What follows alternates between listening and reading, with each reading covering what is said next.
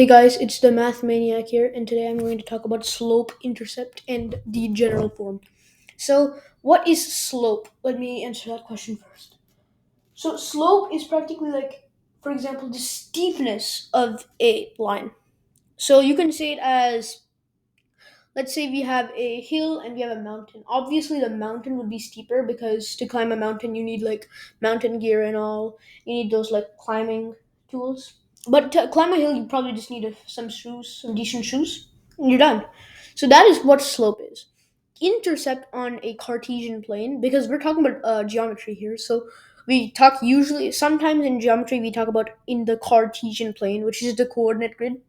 So intercept in the Cartesian plane is where the line intercepts the x and y axis. For example, here, this is the x-intercept because it intercepts the x-axis. Here is the y-intercept because it intercepts the y-axis. But in slope-intercept, we focus mainly on y-intercept because it actually is a lot more useful than x-intercept sometimes. So, so here is the general form of a slope-intercept. A general form of slope-intercept. Y is equal to mx plus b. Y is the value on the y axis, and mx plus b is m is any number that you plug into the graph. So you can plug in, for example, you can plug in 5 as the graph in the graph, or 4 or 3, or any number that you want. And then x is the slope, which is just the steepness of the graph, and b is the y-intercept, which is the place where the line touches the y-axis, and like the place where x is 0 but y is a value. That is b and the y-intercept. So let's take this.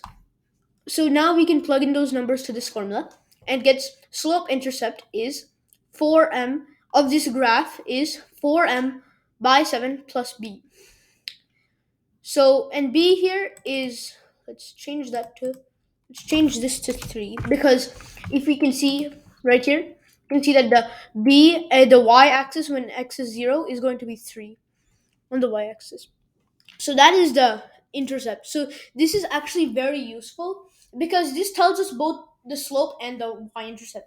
This is the slope 4 over 7, and this is the y-intercept 3.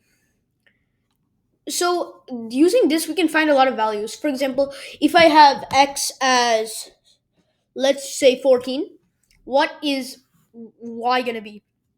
So we can use that in this formula. So 4 times 14 over 7. And if we divide 14 by 7, we get 2. So what is 4 times 2 plus 3, which is just 8 plus 3, which is 11. So we can see that if we go to 14 here,